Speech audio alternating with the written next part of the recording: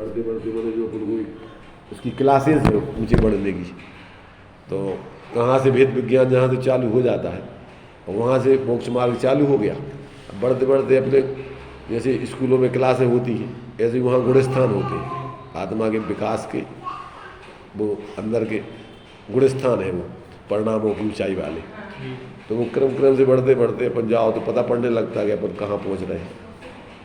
तो फिर जो है एक स्थिति ये आती है कि अपन पूरे अंदर ही लीन हो जाते हैं, बाहर से पूरा अपना सारा उपयोग हट जाता है। फिर जब अरहंत अवस्था बन जाती है तो अंदर के अपने पूर्ण गुणों का विकास होकर के परम आनंद में जब तक आयु रहती है उस शरीर में रहते हैं वो, और इसके बाद फिर शरीर मैंने अब चूँकि भाव विकारी भाव खत्म हो गए तो कर्मों का आश्रय रुक जाता है, और उसके निमित्त से जो शरीर आदि मिलते थे बाहर के संयोग वो भी मिलना बंद होते, और फिर पूर्ण शुद्ध होकर के आत्मा अपने पूर्ण स्वतंत्र अस्तित्व में, और एक ऐसी व्यवस्था है कि लोक के अग्रभाग में जा कर के वो अपनी शांत अपने उस परम शांति में अनंत काल तक के लिए स्थिर हो जाती है। ऐसे अनंत जीव जो है वो उस सिद्ध दशा को प्राप्त हो चुके, आगे जितने भी ऐसी साधना करेंगे तो वो भी उसी आनंद की दशा को जन्म मरण के चक्कर से छूट गए।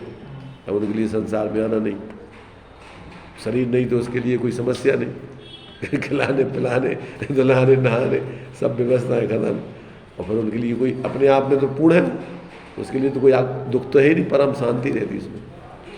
तो ये जो है ये सारी प्रोसेस जो है इसी के लिए है पूरी टोटल।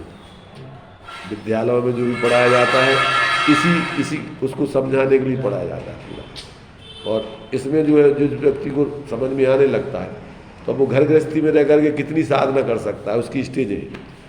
जैसे 5वें गुणस्थान तक की साधना घर गृहस्थी में रह के कर सकता है। 6 डाला में अपने पढ़ देना कि घर में वो रहता है तो गेही पे ग्रह में न रचे जो जलते भिन्न कमल, जैसे पानी में रहते हुए कमल उससे भिन्न रहता है, ऐसे ही वो अनासक्त भाव से जीता है। मैंने ऐसा सोचो आप कि अपन सर्विस करते हैं, बैंक में कैशियर होता है तो वहाँ वो एक कर्तव्य निर्वाह की दृष्टि से आजीविका के लिए वो तो करता है, वहाँ के सारे काम लाखों करोड़ों रुपया लेन देन ये वो सब, पर उसमें उसको अपनापन कुछ नहीं, एक व्यवहारिक कर्तव्य के रूप में करके वो छोड़ के चला जाता ताला लगा के। ऐसे ही अपन एक जब तक इस संसार में रह रहे तो अपनी भूमिका में गृहस्थ में रह करके उसका अपना एक कर्तव्य के रूप में निर्वाह करता है, और उसमें मूर्छित होके नहीं।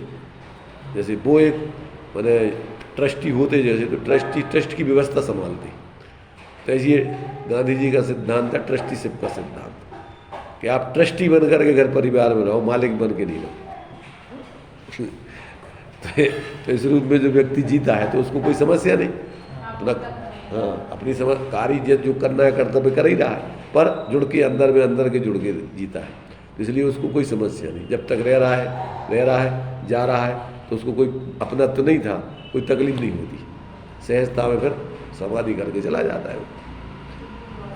तो ये जो है मैंने आनंदमय जीवन जीने की कला है धर्म, वो जो सीख लेता है निचली भूमिका में बिना व्रतों के अव्रत सम्यक दृष्टि भी होते हैं। जैसे चक्रवर्ती वगैरह जैसे पूर्व के जैसे पुण्य कमा के आते हैं, अब चूँकि वो उनको भेद विज्ञान तो है, आत्मा का और शरीर का भेद विज्ञान, अभी उसको इस प्रकार का कर्म बंधा है कि वो 6 खंड की व्यवस्था बनाएंगे और उसमें जागृत होकर बनाएंगे, मूर्छित नहीं होंगे बिल्कुल। जैसे अपन देखते हैं अभी प्रधानमंत्री बनते राष्ट्रपति तो उनको कोई अपना तो होता नहीं, एक व्यवस्था की दृष्टि से संभालते हो, ऐसे ही वो करते हैं। और जब आयु पूरी होने लगती तो उसके पहले दीक्षा ले करके और अपनी आत्मा की पूर्ण आराधना करके और वो बस फिर पूर्ण निर्दोष दशा को पा लेते हैं। ये जो है जिनको ये जीवन जीने की कला आ जाती है तो इस भाव में वो जीते हैं। अभी आगे जाएंगे तो वही काम आगे करेंगे फिर जहाँ रहेंगे, क्योंकि अभी तो मैंने संसार में तो इतनी गतियाँ हैं अपन देख रहे हैं जीवों की, और बोध नहीं हुआ तो फिर ये सब नीच गतियों में जन्म लेता है वो जीव अज्ञान दशा में। और बोध जागृत हो जाता है फिर श्रेष्ठ गतियों के अलावा नीची गतियों में नहीं जाता। संसार में रहेगा तो श्रेष्ठ मनुष्य देव, बस इसके अलावा और नीची त्रियंश वगैरह गति में नहीं जाएगा। तो वहाँ होशपूर्वक जीता है वो। जब वो अपनी ऊंचाई को प्राप्त कर लेगा तो चतुर्गति चक्र से छूट करके वो अपनी सिद्ध दशा पा लेगा, पंचम गति।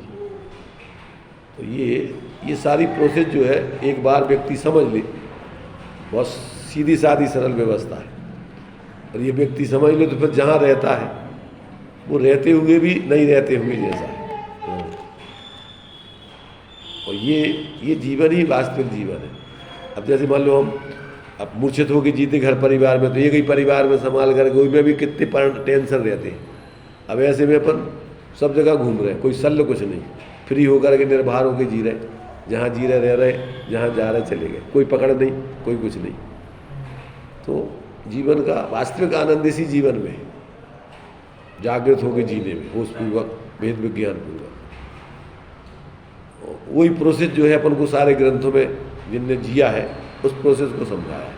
क्योंकि जो व्यक्ति डॉक्टर है, तो डॉक्टर ने जो सब सीख लिया, बीमारी ये कौन कौन होती, क्या क्या औषधि होती, तो उसी को प्रैक्टिकल में फिर सबके ऊपर लागू करके और दवाई करता है।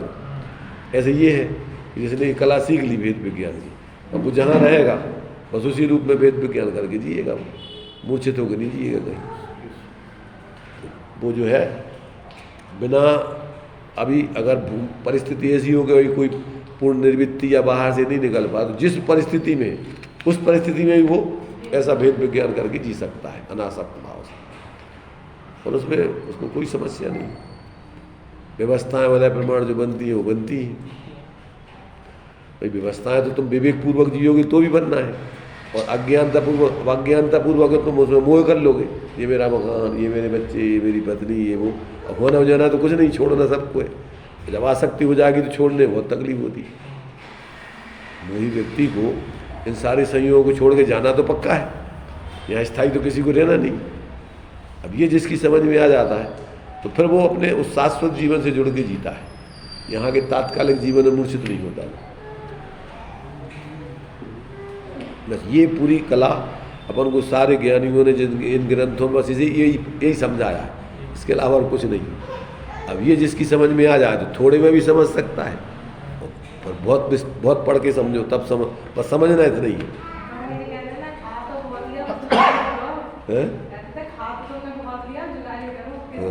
तो जुगानी का मतलब वो जीवन में उतारो। हाँ तो वो तो जैसे खा लिया तो पचाना, जब तो शरीर का अंग बनेगा वो, और पचेगा नहीं तो इधर खाया उधर निकल जाएगा ना, वो स्थिति है। ये तो अपन लोग यानी जैन कुल में आ जाना और फिर अपन को धर्म की रुचि लग जाना, ये बहुत आगे, बहुत विरल से विरल होता है न। ज़्यादातर लोग जानवरों जैसा खा पी करके ज़िंदगी पूरी कर रहे हैं, और उसी में रात दिन उनकी व्यवस्था नहीं बन रही। तो अपन तो जिस कुल में आए यहाँ इतनी व्यवस्थाएं अपने जन्म से मिलती हैं कि इसमें अपन को उतनी समस्याएं नहीं तो और दुनिया में देखो कैसी कैसी दशाएं जीवों की चल रही। तो मतलब ये बहुत सुंदर अवसर है अपन को आजीविका के लिए। अपन को अपन जहाँ जन्म लेते हैं उतनी व्यवस्थाएं तो ऑटोमेटिक चलती रहती है, ज़्यादा ज़रूरत तो है भी नहीं है। अपन को कितना चाहिए, अगर आप सात्विक तरीके से शरीर के आप आवश्यक पूर्ति करना चाहो तो ज़्यादा आवश्यकता नहीं है। इकोनॉमिक्स में पढ़ा होगा आपने, एक होता है आवश्यकताएं, एक होती विलासतापूर्ण आवश्यकताएं। तो आवश्यकताएं तो बहुत अल्प है, पर विलासताओं का तो कोई अंत नहीं है। जितनी चाहे बढ़ाते जाओ, आज 2 व्हीलर हो गई, कल 4 व्हीलर हो गई, फिर ऊपर वाली चाहिए, पर बढ़ाते जाओ तो जिंदगी भर उनका तो कोई अंत ही नहीं आता है। प्राइमरी से हाई सेकेंडरी फिर प्रोफेसर बन जाए, वो तो अंधी दौड़ है उधर, तो एक के बाद एक, और जिंदगी पूरी हो जाती है, फिर दौड़ जो की तो बाकी रह जाती है। इसलिए इसकी जब तक व्यक्ति को ये माने अंदर की गहराई और उसकी रुचि समझ में नहीं आए, तब तक अब इस मार्ग में भी आकर के लोग भटक जाते हैं। आकर के बाहर के कामों में लग गए और अंदर का कुछ काम समझा नहीं, जिया नहीं। तो आचार्यों ने लिखा कि मुनि वृद्धार अनंतवार गृह को उपजायो, पहले जात हम ज्ञान में ना सुख लेस न पाए। जो मूल चीज़ थी, निर्वृत्ति ली थी अपने स्वरूप की खोज करके उसकी साधना के लिए, और तुम इधर से निर्वृत्ति लेके उधर समाज की प्रवृत्ति में लग गए और दूसरे कामों में लग गए, तो क्या होना उससे। तो ये भी बहुत विरल है व्यक्तियों को इस प्रकार का सत्य मार्ग समझ के फिर उसके ऊपर चलने का, कि घर गृहस्थी में रह करके भी कर सकते हैं और घर छोड़ करके भी नहीं करते, अगर समझ में नहीं आया तो इसलिए आचार्य ने लिखा कि उन मोही मुनियों से भी गृहस्थ अच्छे हैं कि जो भेद विज्ञान करके जी रहे हैं। रत्नगर शराब का आचार्य जी ने कुछ लोग दिया है, गृहस्थो मोक्ष मार्गस्थो निर्मोहो नैव मोहवान अनगारो गृही श्रेयाने निर्मोहो मोहिनो मुने। उस मोही मुनि से तो निर्मोही श्रावक शिवपंथी, मोही मुनि शिव मार्ग न पाए। मोही मुनि से तो वे निर्मोही ग्रही श्रेष्ठ कहाँ है। जिन्होंने भेद विज्ञान कर लिया है तो घर में रह करके भी वो गृहस्थ आत्माराधना कर रहे, वे क्रम से मोक्ष पाएंगे। और घर छोड़ करके भी तुमने अगर आत्मज्ञान नहीं किया तो कहते तुम्हारी क्या मतलब है छोड़ने से। तो ये तो बस कला है, सम्यक ज्ञान कला, आत्मज्ञान की कला। और वो जिसने समझ ली तो समझ लो कि उसका जीवन सफल है। और वो कला नहीं आई तो ज़िंदगी भर बस रोते धोते रहना है, बोझा ढोते रहना है, रोते रहना है, रोते रोते में सोते सोते मोह नींद में सोते रहेंगे और परकर्तृत्व स्वामित्व का बोझा सिर पे लेके और रोते रहेंगे, वो ऐसा नहीं हुआ, वो ऐसा नहीं हुआ, वो ऐसा नहीं हुआ, वो ने ऐसा कर दिया, ने ऐसा। जिंदगी भर रोते ही रोता रहता, संतुष्टि नहीं होती उसको कभी। होती क्या अज्ञान दशा में भाई, वो तो बाहर की इच्छाएं तो अनंत है ना, अज्ञान दशा में तो उसकी कोई अंत तो है ही नहीं। और जीवन अपना यहाँ पर्यायजन है, सीमित है। अब उस इच्छाएं इतनी बढ़ा लेता है कि उन इच्छाओं की व्यवस्थाएं उसमें से गिनी चुनी भी नहीं बन पाती और ज़िंदगी पूरी हो जाती। और अधूरी इच्छाएं लेके चला जाता है तो वो इच्छाएं ही उसको अगले जन्म में पैदा कराती। जिसकी इच्छाएं खत्म हो जाएं तो आगे के लिए कौन पैदा कराए उसको। इसलिए जिसको अंदर में आत्मबोध होता है उसकी इच्छाएं खत्म हो जाती, क्योंकि अपने में ही उसको पूर्णता भाषित होती है।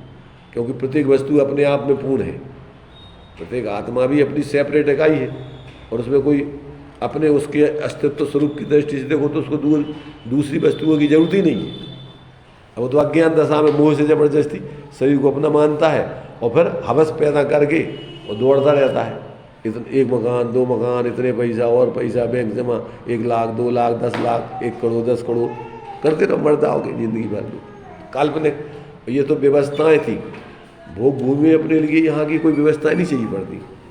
कल्प वृक्ष से जो चाहिए और इच्छाएं ज़्यादा होती नहीं, तो वहाँ तो बिना कर्म किए हुए भोग भूमि का मतलब ही वहाँ व्यवस्थाएं आपको, इच्छा करोगे कल्प वृक्ष से आपको क्या चाहिए मिल जाएगा। और भूख कितनी है, 1 दिन 2 दिन 3 दिन के अंतराल से एक बेर बराबर, एक आंवले बराबर, बहेड़ा बराबर, थोड़ी इतनी। और शरीर कितने, 1 कोस 2 कोस 3 कोस के, दोनों पति पत्नियों के वज्रवसव नाराज के सैनन के शरीर होते मजबूत। या पत्थर पे गिर जाएगा तो पत्थर फूट जाएगा, शरीर में कुछ नहीं होगा। जैसे बजरंग बली का आता ना कि वो ऊपर से जा रहे थे तो उनके वज्र के अंग थे, जिस चट्टान पे गिरे वो चट्टान चकना शुरू हो गई।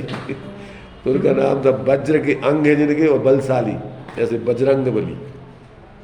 जो महापुरुष होते हैं तो उनके ऐसे वज्र के शरीर आदि होते। जो आत्माराधना करते हैं उनको वज्र के ही शरीर मिलते हैं, दूसरे शरीर मिलते नहीं, हीन सैनन मिलते ही नहीं। इसलिए जीवन में एकमात्र अपन को ये लक्ष्य बना करके इस पर्याय में जीने को, जहाँ भी रहे अपन जिस भूमिका में, वहाँ रह करके साधना करें। और इधर की व्यवस्थाएं तो अपन को ज़्यादा चाहिए नहीं, आवश्यक दृष्टि से विचार करो।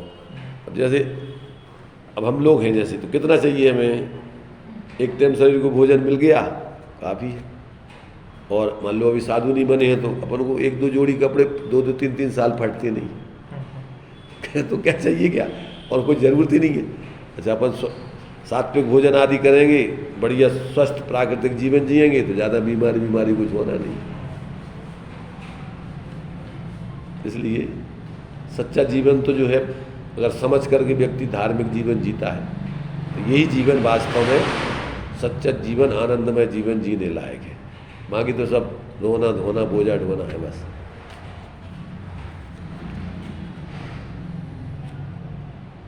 यही सब समझना इसका नाम धर्म है। और बाकी इसके लिए सब लंबी चौड़ी जो कुछ भी है योजनाएं, वे सब इसी को समझने के लिए। अब कोई तो थोड़े में समझ लेता है और किसी के लिए फिर बहुत लंबी चौड़ी योजनाओं में धीरे धीरे कर करके उनको समझाना पड़ता है। इतने में समझ में आ गया आपको, नहीं आया? जल्दी कम में समझने वाले भाई क्या है, अब जो पढ़े लिखे दूसरों को पढ़ा रहा है मास्टर तो उनको तो जल्दी समझ में आनी चाहिए ना। भाई लौकिक पढ़ाई कर रहे हैं तो ये धार्मिक पढ़ाई भी अगर पढ़ लेंगे तो फिर और अच्छे से दूसरों को भी दोनों ज्ञान अच्छे से कराओगे। कोरोना में बहुत दृढ़ता रही, मतलब वैक्सीन नहीं लगवाएंगे। लगवाई नहीं लगवाई? बहुत परेशान लगवाई? थे, लेकिन नहीं लगवाई, किसी के नहीं लगे उनमें से। नहीं लगी? हो गया था कोरोना, उसके बाद फिर नहीं हुआ। अब तो देखो अपने अंदर क्या है, सब वैक्सीन वाले तो बहुत परेशान हुए, अभी भी परेशान हो रहे हो। अटैक का हाँ। आता तो रहता था। अब जिसको मैंने प्राकृतिक काय का अपन को पता है कि जिस जमाना होगा तो कोई बचा नहीं पाएगा, और नहीं आना है तो अपन काय को फालतू का इतना भयभीत रहे उसमें, इसलिए वो तो निर्भय रहता है आराम से। क्या उसको क्या डर ही नहीं है मृत्यु का, सत्य भय से रहित होता ज्ञानी। न श्लोक भय न पढ़, हमारा क्या होना, अपना चैतन्य लोक है उस चैतन्य लोक को कोई कुछ नहीं कर सकता है। जो अपने उस शाश्वत लोक से जुड़ गया तो ना उसको इस लोक का भय, न परलोक का, ना अगुप्ति का, ना आरक्षा का, ना आकस्मिक, न मरण, न वेदना। किसका मरण? शरीर का संयोग वियोग होता है, अपना क्या मरण होना है। जब उसने अपने अपने अस्तित्व को जान लिया तो मरण क्या है? Change of dress and address is death. मरण की परिभाषा क्या है? Change of dress and address is death. अपन कहते हैं हमारे पिताजी स्वर्गवासी हो गए, तो क्या हो गया? ड्रेस, उनकी एड्रेस बदल गया, यहाँ नहीं मिलेंगे स्वर्ग में मिलेंगे, और ड्रेस बदल गई। अभी उनका औदारिक शरीर था, अब वैक्रिक शरीर में मिलेंगे। तो क्या होगा उस मरण में? भाई अकेली ड्रेस चेंज हो गई, एड्रेस स्थान बदल गया। इसलिए मरण कोई माने आत्मा का कोई मरण नहीं होता है, सिर्फ परिवर्तन होता रहता है। जब तक वो आत्मबोध नहीं प्राप्त करता तब तक यहाँ चतुर्गति में परिवर्तन करता रहता, और जहाँ आत्मबोध हो गया तो फिर शाश्वत अपनी सिद्ध गति में रहता है। इसलिए बहुत सुंदर मार्ग है, जिसकी समझ में आ जाए तो आनंद जीवन 24 घंटे मस्ती में रहो, कोई सल्ह नहीं, कोई चिंता नहीं। क्या चिंता करूँगा है? ना बाल ना बच्चे, कुछ नहीं संभालना आदमी बालों की संभाल में जिंदगी और बच्चों की संभाल में जिंदगी पूरी कर देता है दिन भर में कितनी बार बाल संभालता है व्यक्ति, और फिर बच्चे हैं तो बच्चों को संभालते रहो रात दिन में उसी में।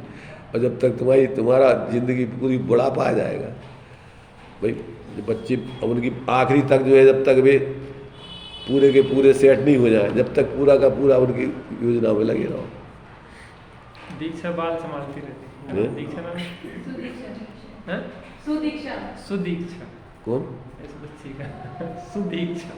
सुदीक्षा है, अच्छे से दीक्षा लेगी। दीक्षा लेगी सम्यक दीक्षा लेगी। जितने भी क्लास लगी है, एक भी क्लास मिस नहीं करी, और 12 नोट्स बनाया अपने हाथ से। क्या करती? हाँ, 2 क्लासेस वहाँ चले हैं, जैसे 7 घंटे 7 प्रवचन चले हैं, तो सातों के सातों में प्रवचन में एक एक चीज लिखती है अपनी। ये हाँ, कौन सी क्लास पढ़ती? ये 4th में है वैसे, मतलब ऐसे 30 उम्र है, एक क्लास आगे कराई है इसमें। नहीं तो ये समझती है क्या? सारा समझती है। समझती है? हाँ, 6 द्रव्यों के नाम जानती क्या? बताओ। बता। खड़े होके बताओ। खड़े होकर बताओ, चलो। जीव, उदर, धन, अदन, आकाश, काल। अरे वाह। बचपन से क्लास में अच्छा, बैठती है हमारी। 7 तत्वों के नाम? जीव, अजीव, आशव, वन, संवर, नचरा, मकर। अरे वाह। अच्छा, उसकी परिभाषा भी जानती क्या? जीव किसे कहते? जीव। खुद गले वो। जीव पूछा, जीव। जीव का इसमें ज्ञान ज्ञान हाँ, उसको सोचने दो, उसको बोलो मत, उसको सोचने दो। हाँ, ठीक है बोलो। जो जान सकता है, देख सकता है, सुख दुख का अनुभव कर सकता बहुत बढ़िया। तो अपन कौन है? है। जीव, और ये जो दिख रहा है ये कौन है? पुद्गल। ये जो दिख रहा है पुद्गल और देख रहा है वो जीव। तो तुम्हें सुख दुख का अनुभव होता है? कोई तुम्हारे लिए चोटियाँ ले ले, सुई चबा दे, काय का अनुभव होता है? सुख का कि दुख का? कैसा लगता है? चुभा दे तो फिर क्या लगता है? सुख लगता कि दुख लगता? अच्छा लगता है कि बुरा लगता है? कोई सुई चुभा दे तो क्या लगेगा? अच्छा लगेगा, बुरा लगेगा? कोई दोष नहीं। कैसा लगेगा? बुरा लगेगा ना। किसने जाना बुरा, ये बुरा है? वो किसको ज्ञान हुआ कि ये बुरा है, अपन को तकलीफ है? आत्मा, आत्मा कहो, जीव कहो, वही है। तो जीव जानता है, ये शरीर जानता नहीं है। जानता है शरीर? शरीर नहीं जानता है। तो अपने लिए अपन जीव हैं, ये जीव नहीं, कौन जीव? जो अंदर में जान देख रहा है, अपन सुख दुख का अनुभव कर रहे हैं निरंतर। तो अच्छा है, तुम्हारे लिए धर्म अच्छा लगता क्या? तो आगे जाके दीक्षा लोगी क्या? सुदीक्षा लेंगे। दीक्षा लेकर के साधना करोगी, आत्माराधना। करो, हाँ या नहीं करना तो- तुमने देखा साधना करने वाली माताजी वगैरह को देखा क्या? नहीं देखा कभी? अच्छा, पिछी लेकर के और वो अपने बिहार करती रहती हैं, उपदेश देती हैं, नहीं देखा? अच्छा, आजकल तो यूट्यूब पे बहुत आती, बताओ बच्चों को बताए किस प्रकार से मरा सफ़ेद साड़ी पहनती, नहीं देखा?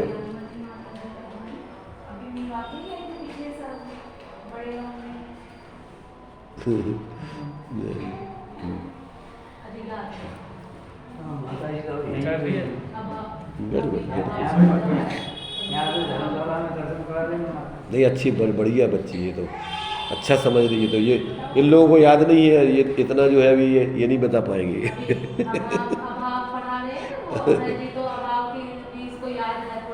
अच्छा, कितने अभाव बतलाए बताओ, कौन कौन सी? हाँ हाँ हाँ, बहुत बढ़िया, बोलो और आगे। आज कौन सा बताया तुमने? प्राग भाव, प्रध्वंस भाव, बोलना नहीं आता। है? आज वाला बोलना नहीं आ रहा है। अच्छा, अन्योन्य भाव, अन्योन्य भाव, कौन सा? अन्योन्य भाव। उसके बाद इसके बाद है अत्यंत भाव, पढ़ाई नहीं होगा आपसे, जल्दी आ गई। आज तीसरा शुरू करता हूँ। चौथा रह गया उसका, तो चौथा हम बता रहे हैं, ये देखो अत्यंत भाव। कौन सा है चौथा? अत्यंत भाव। अत्यंत भाव का मतलब होता है जैसे ये दो चीज़ें हैं बिल्कुल अलग अलग हैं, दो चीज़ें अलग अलग है का मतलब अभी दो वस्तुएं हैं, वो तो अपन को द्रव्यों में लगाना है। अत्यंत भाव, एक द्रव्य दूसरे द्रव्य में, इन दोनों पुद्गलों में तो अन्योन्य भाव है। ये पुद्गल अलग है, ये अलग है, एक जाति के होने पर भी ये अन्य है, और द्रव्यों में लगता है अत्यंत भाव। एक द्रव्य दूसरे द्रव्य से बिल्कुल सेपरेट अलग अलग है, उसका नाम है अत्यंत भाव। जीव अलग, पुद्गल अलग, इनमें अत्यंत भाव। दो पुद्गलों की पर्याय में अन्योन्य भाव। प्राग भाव, प्रध्वंस भाव की परिभाषा पढ़ी? प्राग भाव कैसे कहती है? तो पूरी चीज़ ना तो बता दो। प्राग भाव प्राग भाव माने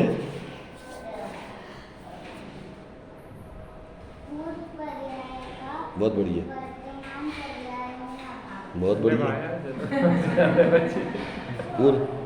देखो, अब पूर्व पर्याय का वर्तमान पर्याय में अभाव समझी क्या कहलाती है? जैसे ये अभी तुम्हारे ये बहन है ना, इसकी बहन है, तो ये जो है जैसे कौन छोटी इसकी है ना, तो देखो ऐसी पहले तुम भी छोटी रही होगी ना, तो पहले छोटी अवस्था तुम्हारी रही, अब तुम बड़ी हो गई, तो वो छोटी अवस्था का तुम्हारी इस वर्तमान अवस्था में अभाव हो गया ना। अब पहले तुम, अब तो छोटी नहीं हो ना, तो छोटी अवस्था का क्या हो गया? पूर्व पर्याय का व्यय हो गया, नई पर्याय उत्पन्न हो गई, तो क्या कहलाएगा? ये प्राग भाव। पूर्व पर्याय का अभाव वर्तमान पर्याय में, इसका नाम हो गया प्राग भाव। और प्रध्वंस भाव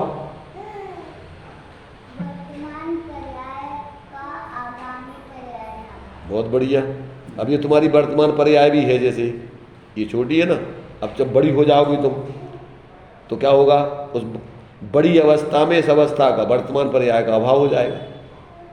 वर्तमान पर्याय का किसमें? वर्तमान पर्याय का आगे बोलो क्या है? प्रध्वंस भाव।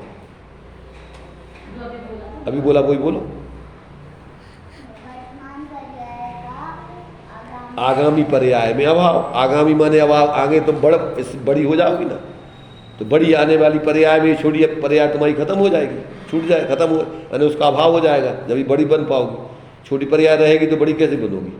तो ये कहलाएगा तुम्हारा वर्तमान पर्याय का आगामी पर्याय में अभाव, उसका नाम है प्राग भाव। वह प्रध्वंस भाव।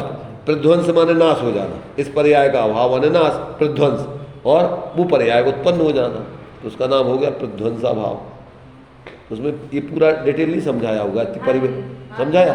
जीवन में लगा करके कहाँ से घटाओगे? अच्छा। हाँ, तो ये तो देखो ये तो अपने पूरे जीवन उपयोग माने सारी चीज़ें अपने जीवन पे घटित होती हैं सब। और बच्चों में अगर ये संस्कार जन्म से पड़ जाए ना, उसकी आदत है, मतलब अगर मैं एक लाइन फालतू लिख लूँ ना तो वो भी छीन लेती, पहले उसको लिखेगी चाहे मेरा रह जाए। हाँ पर मैं तो आप सोच रही कि 2 कॉपी लेकर जाऊँगी तो 2 लाइन उसमें तो 2 उसमें बताओ, पहले लिख लेगी ना तो चैन नहीं करती। तो बहुत अच्छा और है। फिर खुद क्वेश्चन बनाती है, जैसे कुछ पढ़ाते ना उन्होंने मूलाचार के ऊपर बताया, हम्म। लेकिन ये तो उसने मूलाचार के सारे क्वेश्चन लिखे।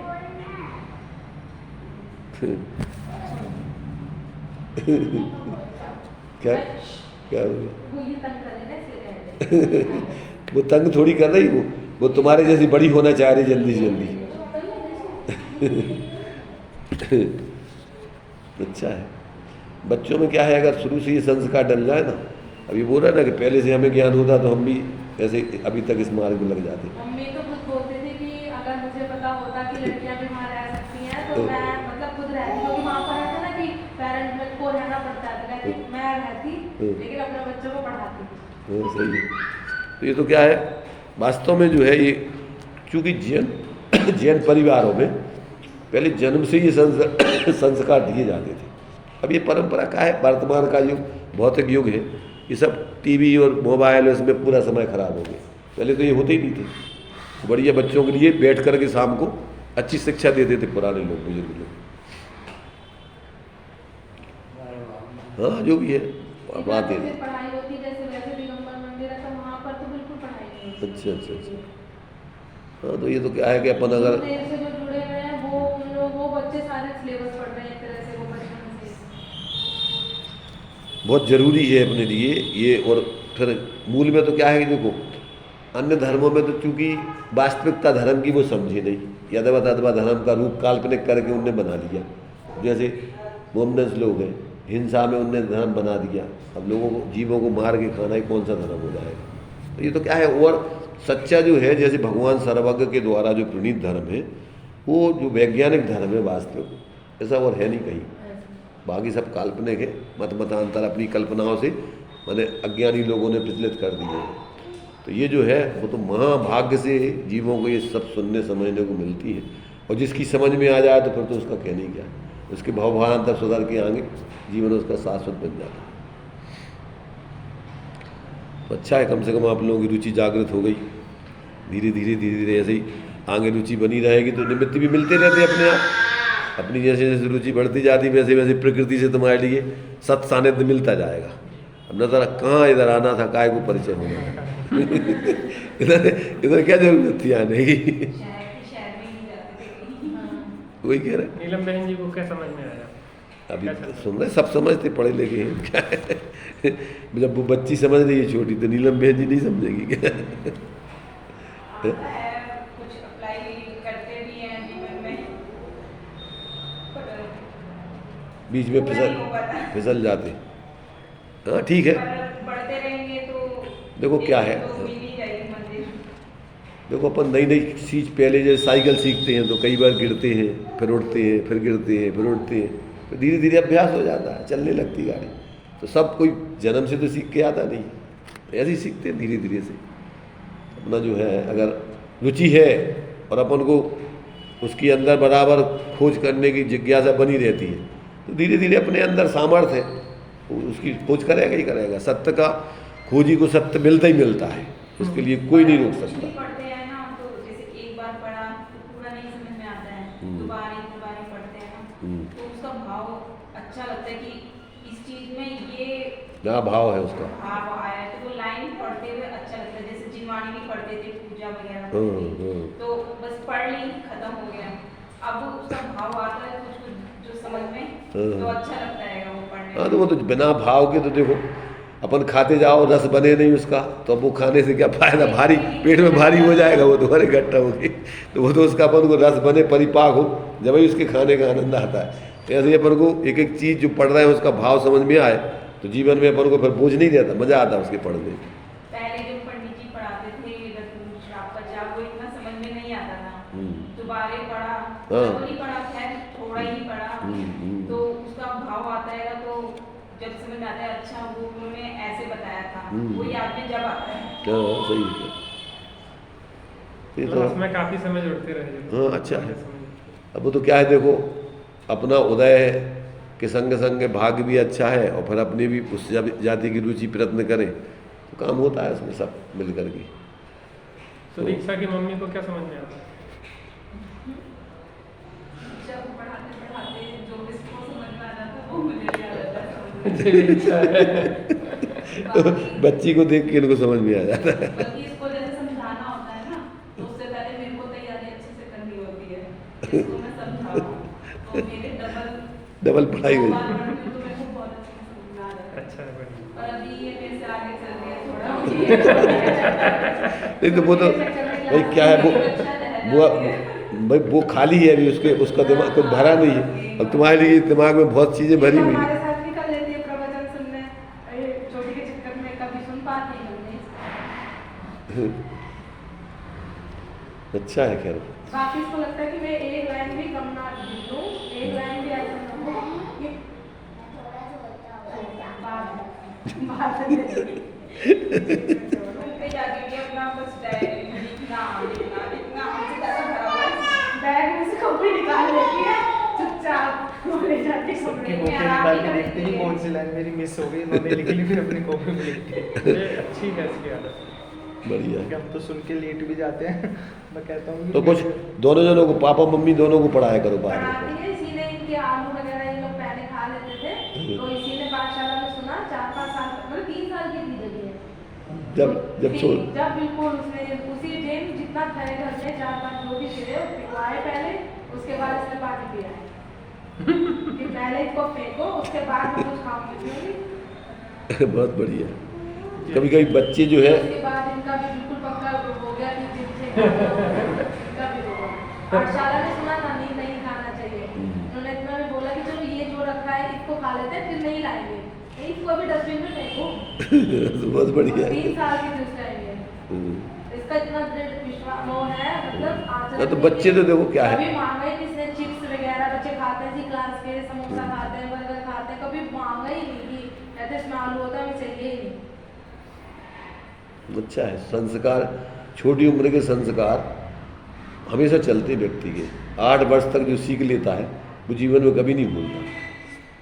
तो शुरू के जो है संस्कार वो बहुत माने पूरी, ये सोचो कि उनकी जड़ में जो है वो संस्कार पड़ गए तो वो पूरा महल उसी पे खड़ा होता है वो वृक्ष। तो अच्छा है बच्चों में जो है संस्कार वाली होती। चलो भाई, इनको भूख लगाई होगी तुम्हारे। रजनी बहन जी जुड़ती थी ना क्लास में, याद हो आपको जी? उनके अभी मिलेंगी आप जाके। अभिषेक भाई है, ये भी बहुत जो है विरक्ति के लिए तड़प रहे हैं अब धीरे। इनकी श्रीमती भी इसी प्रकार की है, दोनों जनों की जोड़ी अच्छी है। वो भी 4 बजे उठ करके वो ऊपर चली जाएंगी छत पे अपने ध्यान अध्ययन करे। वही घर में अपने रह करके जितनी कर सकती है वो अपने करती रहती है। तो अच्छा है। आज चीकू ले जा रहे थे तो बुलाए उन्होंने के अरे दादा तुम आलू लिया है आज क्या बात है? आलू लिया इनके बेटा देना चाहिए तो क्या? अरे दादा ये तो चीकू आलू लिए तो लगते हैं। बच्चों के लिए तो संस्कार की बात। क्या कह रहे हैं? हाँ। चीकू